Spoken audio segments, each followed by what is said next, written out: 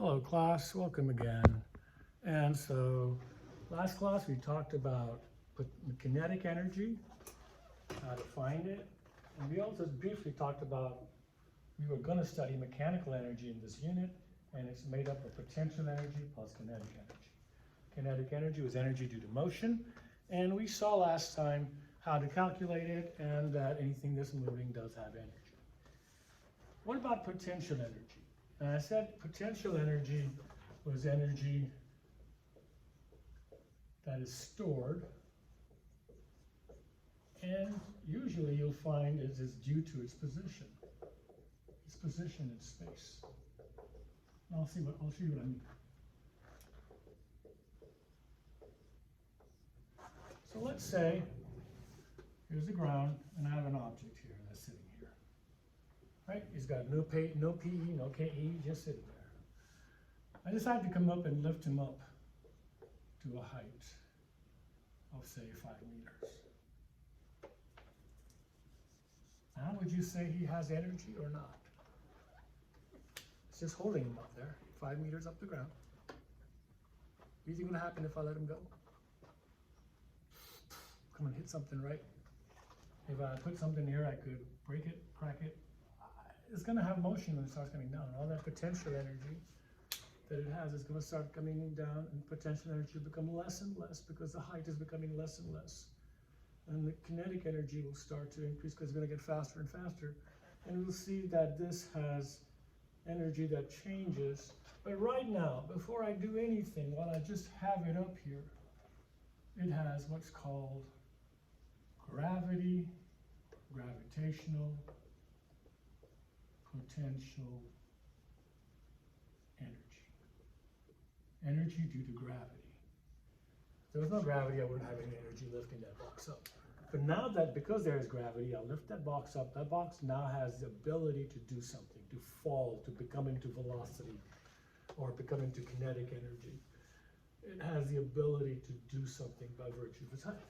Now I could place this object on a ramp like this too. This has potential energy. If I let it go, it's going to slide down that thing. It's going to get faster. It's going to convert its potential energy to kinetic energy. But that's what's going to happen. It's going to do something. And so to find the amount of energy it has, because he's so high up, because I hope you can see that the higher I go up, the more energy he's going to have.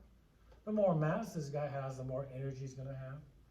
And also, if I went to Jupiter, I bet it'd take a lot more energy to get it up there, so it would have more energy if I went up there. So the gravitational potential energy would be called GPE is equal to mass times gravity times height.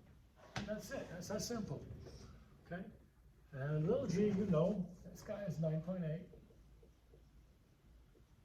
And so the potential energy, if I take a block and I hold it up 5 meters above the ground, and it has a mass of, say, 3 kg, then the potential energy that it has, the energy that's because of its height, is going to be mass times gravity times height, which would be 3 times 9.8 times 5.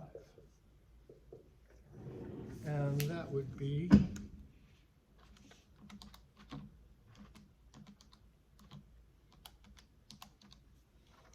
147 joules. So it has 147 joules when you lifted this 3 kg mass up a height of 5 meters. And so that is the potential energy that it has. And that, boys and girls, is a real simple way to find potential energy. If I gave you potential energy and asked you for the height or the mass, it would simply be moving the equation around, just like we do anything else.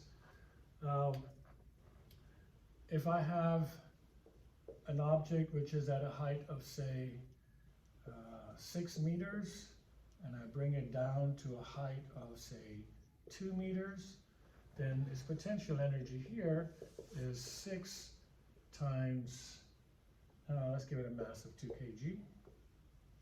So 2 times 6 times 9.8.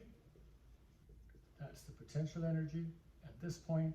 The potential energy at this point is 2 times 2 times 9.8, because height now has become less. I'm writing them in a different order, but it doesn't really matter. And so you see that this has 3 times more potential energy, and the potential energy changed going from here to here. Your change in potential energy, like change in anything, is your final minus your initial. And so I'll just be finding that 2 times 6 times 9.8 minus 2 times 2 times 9.8. Okay, where this was the final potential energy, and this was our initial.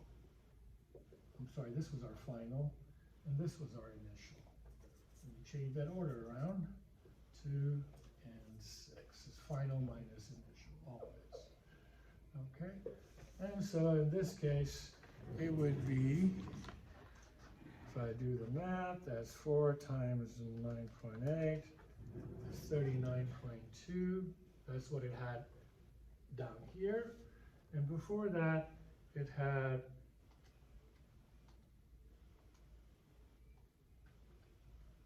117.6. So that was when he was high up there. This was when he came down. So the change would be 39.2 minus 117.6, and it'd be negative 77.7 joules. So that was your change in potential energy as you went from 6 meters to that. So all you do is find the potential. Excuse me. All you do is find the potential energy final minus the initial, subtract the 2, and that tells you what is your change in potential energy. Really, really simple. If you can find potential energy, then finding the change is always just final minus initial. Okay? I hope that helps our intro into gravitational potential energy.